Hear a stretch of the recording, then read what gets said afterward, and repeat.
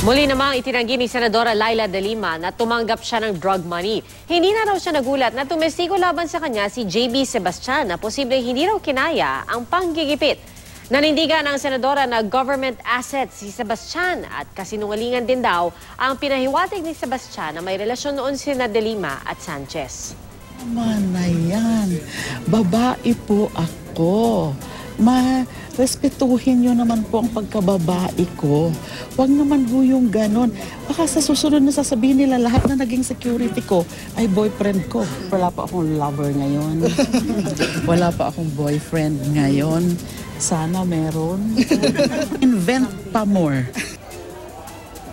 Isinama naman ng DOJ sa Immigration Lookout Bulletin Order si De Lima at 8 pang isinasangkot sa umunoy bilibid drug trade. Kasunod ng hiling ng NBI, naniniwala si De Limang walang basehan ang LBO at ang isa sa mga nasa LBO na si Ronnie Dayan pinaaresto at pinahaharap sa kamera.